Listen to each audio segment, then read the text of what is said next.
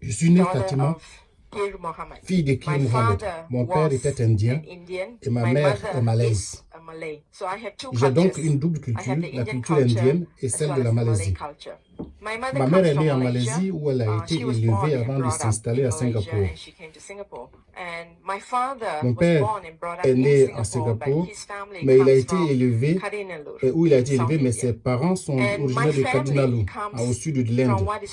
Ma mère vient d'une lignée de prêtrises, comme les Écritures chrétiennes le mentionnent à propos des Lévites, qui exerçaient les fonctions de sacrificateurs et serviteurs de l'Éternel. Ma famille aussi vient d'une lignée similaire, car mon arrière-grand-père était un imam dans une mosquée, mon grand-père aussi était un imam, ainsi que mon père. Aujourd'hui, encore, mon frère est imam dans une mosquée.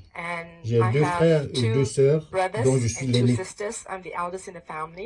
Quand je grandissais, on m'a aussi formé pour servir comme leader religieuse, car ma famille vient d'une telle lignée. J'enseignais les jeunes enfants et les femmes aussi, leur montrant comment étudier le Coran, ainsi que d'autres concepts religieux.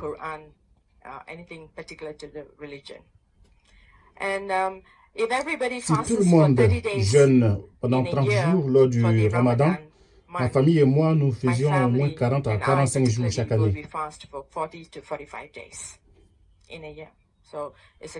Aujourd'hui, je suis connue comme une chrétienne zélée et fanatique, mais je suis aussi une musulmane zélée et fanatique.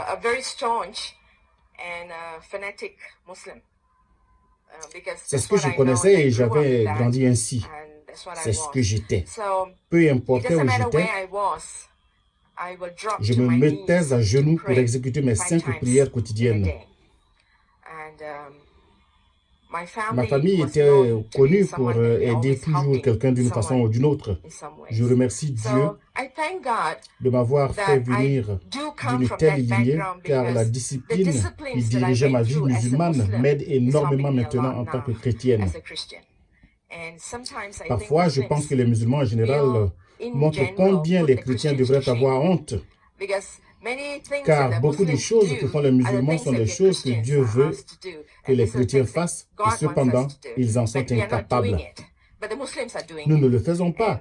Pourtant, les musulmans le font. Quand j'étais enfant, en grandissant, j'ai appris une certaine discipline et Dieu merci pour cette éducation. Cela m'a permis de mieux comprendre la vie chrétienne. J'applique donc à ma vie chrétienne tout ce que j'ai appris en tant que musulmane. Il y a tellement de choses que nous pouvons apprendre des musulmans sur ce que cela signifie d'être chrétien. Car les musulmans ne disent pas ce qu'il faut faire. Ils vivent leur foi dans la vie de tous les jours pour enseigner ce que cela veut dire d'aimer Dieu. Il faut accepter le Seigneur pour devenir chrétien. Pour les musulmans, on est musulman. On n'est pas converti. On est musulman selon l'origine familiale. Cela est accepté ainsi. On grandit ainsi comme musulman. Tu ne doutes point de ce Dieu, de ce Allah dont on t'a parlé. Donc, nous avons grandi comme ça. Quand j'avais entre 32 et 33 ans, j'avais juste fini mes responsabilités envers ma famille, pour aider financièrement mes frères et sœurs à terminer leurs études.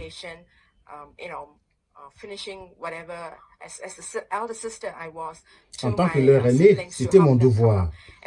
Mon plus jeune frère, qui a 13 ans de moins que moi, car il est né très tard, avait terminé ses études secondaires. Je me disais, waouh, enfin je suis libre. Je voulais conquérir le monde, car j'avais été attaché par des responsabilités familiales. J'étais enfin libre d'aller faire tout ce que je voudrais accomplir dans la vie. Alors que j'y pensais, j'étais même allé voir des agents de voyage pour voir où je pouvais aller faire du tourisme, car j'aime voyager et je n'en avais pas encore eu l'occasion jusque-là. Je n'étais jamais sorti même de Singapour. Je ne m'étais même pas rendu en Malaisie jusqu'à cet âge-là. Pendant que je faisais tous ces plans, j'étais cloué par une maladie, plutôt 2 maladies graves, même 3. J'étais diagnostiqué de l'ostéoporose. qui détruisait mes os à un rythme drastique. C'est comme si on enlevait mes os de mon corps. Je vacillais et je ne pouvais pas me mouvoir facilement.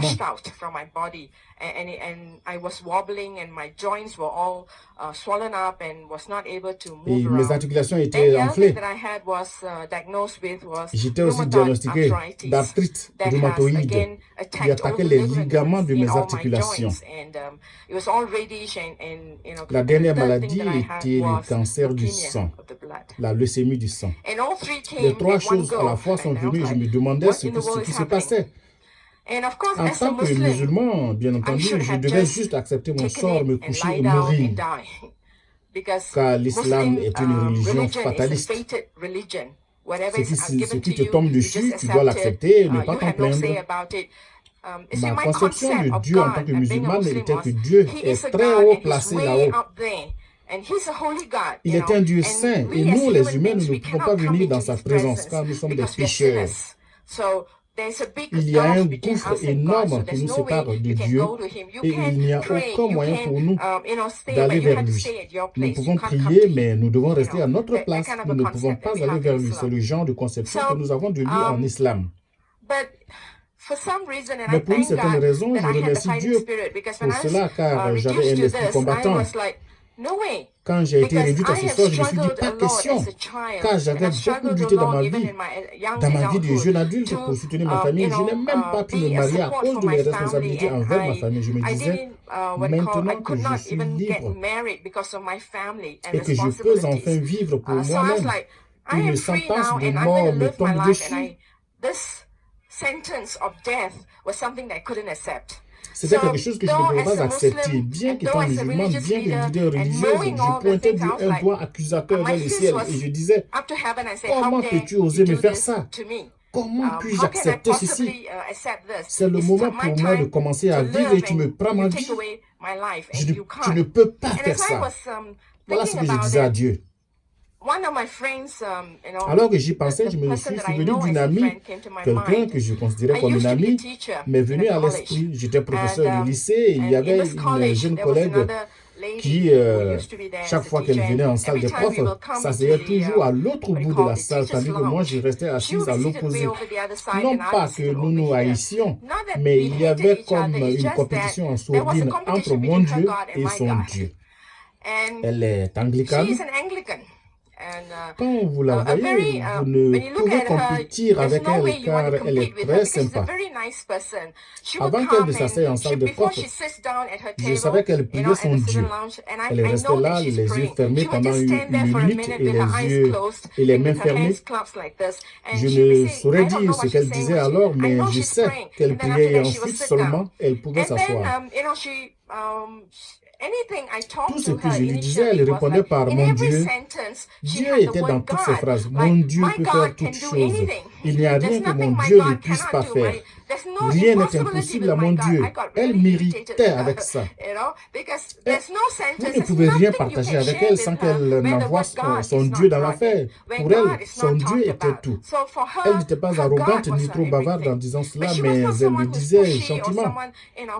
Voyez-vous, moi j'étais musulmane et je considérais mon Dieu comme supérieur à son Dieu.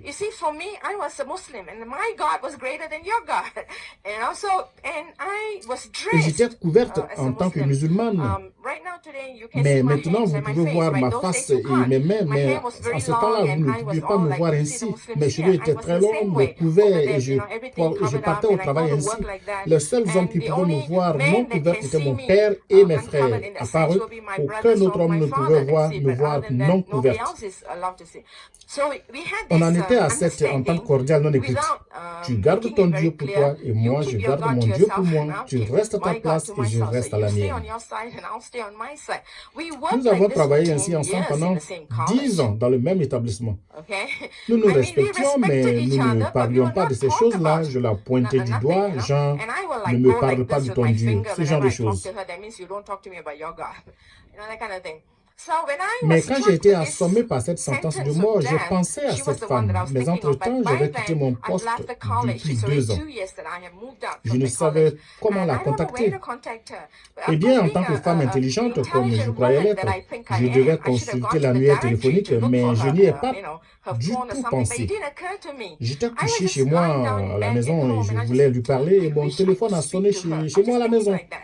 Mon frère est venu me voir pour dire que mon ami était au bout du fil. Je me disais, non, je ne suis pas intéressé à parler à une amie maintenant. Mais ok, je vais prendre le téléphone. Devinez qui m'appelait? C'était elle au bout du fil. Cela faisait 2 ans qu'on ne s'était pas revus, qu'on n'avait plus parlé ensemble. Je ne savais comment la contacter et je pensais juste à elle. Et la voilà au téléphone. Je me disais, c'est vraiment toi? Je lui ai dit que je pensais à elle et elle m'a dit aussi qu'elle de même pensait à moi. Je lui ai dit que c'est assez inhabituel, mais puis-je venir chez toi car j'ai besoin de te parler. J'ai quelque chose sur le cœur que je dois partager avec toi. Elle m'a dit, ok, tu peux venir. Je me suis donc précipité chez elle en taxi. Elle habite près de l'aéroport et en taxi, cela prendra au moins 1 heure de voyage. C'est vraiment loin. If you're taking a taxi, it'll probably take you about an hour to get there, which means it's really quite far. Je suis arrivé chez elle et elle se rappelait que j'aimais le thé. Cela faisait 2 ans et on ne s'était plus revus et elle se souvenait que j'aimais le thé.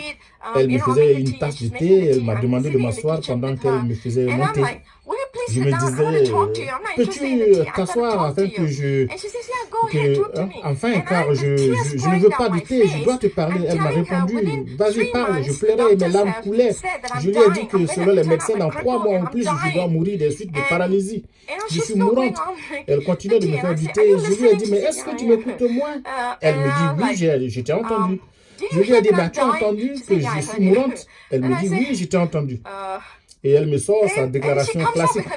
Mais avec Dieu, et je dis oui, ton Dieu, je veux savoir ce que ton Dieu peut faire. Ton Dieu peut-il faire quelque chose pour moi? Elle me dit oui, il le peut. Il n'y a aucun problème. Tout ce que tu dois faire, c'est de le lui dire et il va s'en charger. J'ai dit vraiment, pardon, assieds-toi et prie pour moi. Je lui ai demandé si on devait faire quelque chose, comme prier pour moi par exemple. Je le lui demandais comme ça. Okay? Elle m'a demandé si je voulais qu'elle prie pour moi. J'ai dit oui, c'est pourquoi je suis venu jusqu'ici. Peux-tu prier pour moi? Elle a dit ok. J'étais assise et je porte des lunettes, mais comme vous le voyez, ma vision s'améliore et je n'ai plus besoin de les porter tout le temps. Je la regardais avec mes yeux grands ouverts et elle, avec sa façon classique de prier, elle s'est assise et elle a fermé les yeux, elle a plié ses bras comme ça et elle a prié. Jusqu'aujourd'hui, je peux répéter exactement la prière qu'elle a faite ce jour-là, mot pour mot. Elle a dit, Père, ta fille est venue aujourd'hui à la maison, s'il te plaît, laisse-la connaître qui tu es et aide-la à venir complètement vers toi de toutes les manières. Dans le nom de Jésus, j'ai prié Amen. J'ai dit, tu as fini? Elle a dit oui. Je me disais que pour quelqu'un qui a mal à la tête, une courte prière comme ça, c'est sans doute suffisant. Mais moi, je suis mourante, vois-tu? Je pensais qu'il fallait prier longtemps pour que, je ne sais pas, je croyais qu'il fallait parler à Dieu longuement, ok? C'était tout. Elle ne m'a rien dit sur Jésus, elle ne m'a rien dit de son Dieu, rien du tout. C'était toute sa prière. She didn't tell me anything about any God or anything, nothing. Okay, this was her prayer. That was it. And I was like, rien ne s'est passé. Je n'ai rien entendu le tonnerre. Je n'ai pas entendu le tonnerre gronder dans le ciel. Pas d'éclair, rien du tout ne s'est produit. Elle m'a demandé de boire mon thé. Je me disais pourquoi au juste suis-je venu jusqu'ici. J'étais très déçu. Je pouvais utiliser tous les mots commençant par déçu, désillusionné, découragé. Car je suis venu si loin pensant que quelque chose allait se passer et rien ne s'était produit. Après, elle me dit, je suis trop prise, tu sais, peut-on se voir un autre jour? Je pensais qu'elle allait passer un peu plus de temps avec moi, mais j'ai été pratiquement éconduite. Cette fois-ci, je n'ai pas pris de taxi ni de bus. Je marchais sans savoir ce que je devais faire. Quand quelqu'un est mourant, je ne sais pas ce qu'on doit dire, mais la prochaine fois que je saurai ce que je dois dire, si je vois quelqu'un qui est mourant, j'ai marché pour rentrer chez moi ce jour-là. Je ne sais pas combien de temps cela m'a pris. Je me suis trimballé jusqu'à la maison et je me suis endormi. Le lendemain matin, j'avais un rendez-vous avec mon médecin traitant. Donc, je suis allé chez le médecin tôt le matin de 8h jusqu'à 12h30. Ils ont fait beaucoup d'examens comme une radio des os, examen des sangs, etc. Examen du sang, etc. Beaucoup d'examens en tout cas et ils m'ont envoyé d'un laboratoire à un autre laboratoire et j'ai effectué tous les examens. Et finalement, ils sont revenus vers moi vers 12h30 et mon docteur m'a dit va manger quelque chose et reviens dans environ 1 heure car nous devons faire d'autres examens sur toi. Je me disais, je suis très fatigué. Et ensuite, j'ai dit, mais pourquoi? Car vous avez effectué tous les examens déjà. Mais il a protesté disant qu'il devait faire plus de tests sur moi et qu'il me faudrait revenir après le déjeuner. J'ai dit, ok. Je suis allé manger à la cantine. Je suis revenu les voir vers 13h. Et de 13h à 17h30, on a repris tous les examens que j'avais déjà fait le matin. Vers 18h, ils m'ont convoqué dans une petite salle très éclairée et il y avait environ 6 ou 7 docteurs assis dans cette salle et ils ont sorti toutes les radios et diapositives de tests. Et ils ont dit, cela a été effectué sur toi il y a un mois et ceci il y a 2 semaines et ceci il y a 1 semaine, mais cela a été fait ce matin et cela a été fait cet après-midi. Je disais, oui, je suis fatigué, je vais aller à la maison, je ne suis pas intéressé par une leçon de biologie maintenant. J'ai dit donc quoi? Car je ne faisais même pas attention à ce qu'il me montrait. J'étais épuisé. Vous savez, toute la journée, j'y étais. Et le docteur m'a dit, veux-tu bien regarder? J'ai donc dit, oui, donc quoi? Soudain, la structure de l'os a attiré mon attention. J'ai regardé la première radio et c'était assez mauvais. La seconde était plus mauvaise encore que la première. Et la troisième, faite la semaine dernière, était terrible. Voyez-vous, la structure de l'os au niveau des articulations, spécialement au niveau de mes poignets et de mes chevilles, les os étaient devenus comme des pointes. Cela devenait difficile pour moi de marcher et de fonctionner parce que j'étais enflé de partout, depuis le cou jusqu'au bas. J'étais vraiment dans un état terrible. Puis, j'ai regardé ce qui avait été fait le matin, c'était parfait. J'ai regardé ensuite ce qui a été fait dans l'après-midi, c'était parfait également. J'ai demandé si c'était bien moi. On m'a dit oui, c'est toi. C'est pourquoi nous voulons te parler. J'ai dit oui.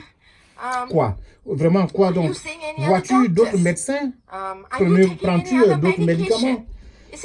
Ils ne m'avaient pas donné de médicaments dans cet hôpital pendant les 2 mois qu'ils m'ont suivi. Ils ne me donnaient que les aspirines et des calmants pour les douleurs, contre la douleur. Donc je disais, et j'allais me lâcher. Je vous ai donné tout mon argent et je n'ai plus rien sur moi. Et sur quel autre docteur je verrai? Je ne vois aucun autre médecin. Soudain, ça m'a frappé car il avait prié pour moi hier. Je me disais, oh mon Dieu, donc ce Dieu est vraiment Dieu. Je n'écoutais même plus les médecins. Je suis sorti de la salle d'hôpital en courant et j'ai parcouru le corridor. J'ai dit quelque chose qui remonte à 20 ans. Mes amis, à cette époque, on n'avait pas les portables. Les portables viennent juste d'arriver sur le marché. En ce temps-là, il fallait aller à la cabine téléphonique pour effectuer un appel. J'ai donc couru et je n'avais même pas de jetons pour la cabine. Il y avait un homme qui effectuait un appel. Je l'ai poussé de côté et j'ai placé mon appel, disant que j'avais un message urgent à faire passer, mais je n'avais même pas d'argent et c'est de lui que j'ai pris l'argent nécessaire pour faire mon appel. J'ai appelé mon ami pour crier, je suis dit, je criais de toute ma voix dans le corridor de l'hôpital et tout le monde pouvait m'entendre. Je suis guéri. Elle a dit, mon ami a dit, oui, je sais. Je dis, toi, tu le sais? Qu'est-ce que tu sais? Dieu peut tout faire. Ah, mais je veux entendre parler de ce Dieu. Tu dois me parler de ce Dieu. Oui, appelle-moi à un autre moment car maintenant je suis occupé aussi. Voyez-vous, elle est répétitrice, donc elle enseigne des élèves à la maison. J'étais tellement excité. Je ne suis plus revenu dans cette salle et les médecins probablement me cherchaient, mais je me regardais et il n'y avait plus de parties enflées, nulle part sur mon corps. Durant la journée, je ne m'étais même pas rendu compte. Quand on dit être né de nouveau, je me suis vraiment senti né de nouveau à ce moment-là. J'avais reçu la guérison et j'étais complètement excité. Je me disais, waouh, il est Dieu. Il est vraiment Dieu et il m'a guéri. Je suis OK. J'étais vraiment excité. Je le suis encore aujourd'hui. Ce jour-là, j'ai encore marché jusqu'à la maison depuis l'hôpital. J'étais excité à cause de ma guérison. Je me sentais bien et j'ai marché pour rentrer chez moi ce jour-là. Je voudrais bien vous dire que dès le lendemain, j'ai accepté Dieu et que je suis devenue chrétienne. Mais non, j'ai commencé à fouiner partout. Je n'ai plus pris de rendez-vous avec mon ami après cela. J'ai mis ce Dieu à l'épreuve. J'ai regardé ma mère qui était tombée et qui avait une entorse à la cheville.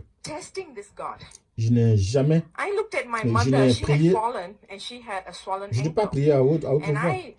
J'ai juste pensé dans mon cœur, si tu es Dieu, tu vas la guérir. Ok?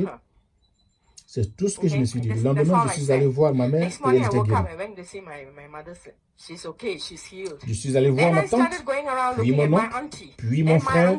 Chacun d'eux, pendant les 10 prochains jours, j'ai mis ce Dieu à l'épreuve. Gédéon l'a testé seulement 3 fois, mais moi, je l'ai testé pendant 10 jours pour voir s'il était vraiment Dieu. J'ai dit, si tu es vraiment Dieu, tu m'as guéri, donc tu peux guérir. Après cela, j'ai commencé à lire la Bible. On m'a remis une Bible quand j'avais entre 16 et 17 ans. Je ne me rappelle plus. D'habitude, je jette des trucs chaque fois qu'on déménage. Apparemment, je n'avais pas jeté cette Bible. Et je me souvenais de ce que je l'avais encore. J'y suis allé et j'ai commencé à lire cette version du roi Jacques, ce vieil anglais du XVIIe siècle, avec les vieux pronoms personnels. Bien que je fusse éduqué à la façon anglaise d'enseigner, ces pronoms-là personnels-là ne sont pas ma coupe de thé. Donc, ce fut une lecture difficile en ancien anglais du XVIIe siècle. Mais, chers amis, en 2 semaines, j'avais fini de lire la Bible, c'était 50 fois. J'ai commencé par Genèse, je lisais jusqu'à Lamentation. Et si je ne veux pas lire cela, je saute là-dessus et je vais au Cantique des Cantiques de Salomon.